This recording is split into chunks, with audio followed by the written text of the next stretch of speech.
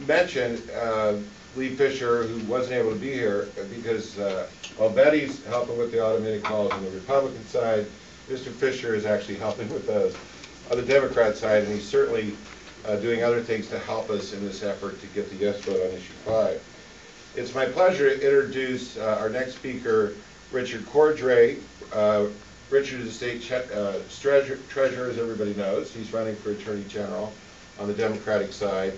Rich has been a great partner in helping to use his office as state treasurer to promote financial literacy, to promote responses to the foreclosure crisis that's hitting really all of our counties, help to set up local coalitions so that people are better educated and have tools they need to prevent foreclosure.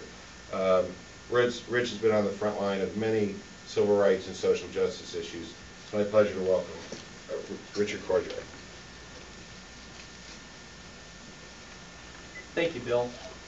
I'm actually appreciative of the chance to be here today with my fellow traveler and fellow sufferer in the Ohio Attorney General race, Mike, and to be each holding an oar and rowing the boat in the same direction for the moment. And I think this is a really important issue.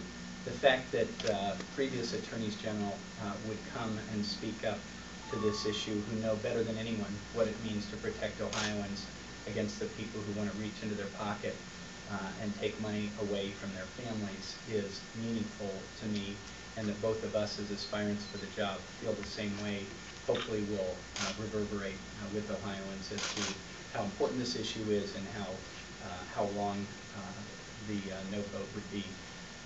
I guess there's a basic question here. You can see what's been happening on Wall Street. You can see what's happened in the mortgage lending industry in Ohio. Haven't Ohioans had enough of fancy financing at this point that hurts our communities and hurts our families? That's basically what the issue is here. The legislature, to their great credit, after a titanic struggle, and Bill and AARP and all the allies who fought for the predatory lending reform law deserve great credit. The legislature, to their credit, ultimately stepped up and, by an overwhelming vote, passed payday lending reform legislation. They said enough is enough. And the question for the voters is whether they are going to agree and say yes, enough is enough of payday lending in Ohio. 391% interest doesn't sound quite so bad when it's $15 every 2 weeks for a one-time loan. But we know and we've seen that what happens is many people fall into a debt cycle trap where they're living their entire lives on 391% interest. And it's just not sustainable for many families in our community, and it's not the way we want to work things in Ohio. So let me say that the piece that's going out is saying, for example, that this would devastate an industry and cost 6,000 jobs in Ohio. That is exaggerated, misleading, downright false.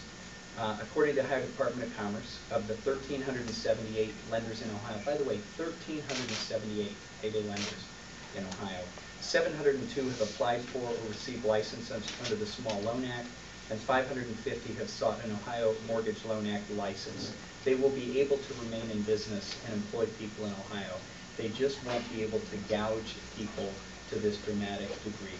And so again, the question is, have we had enough of fancy financing in Ohio?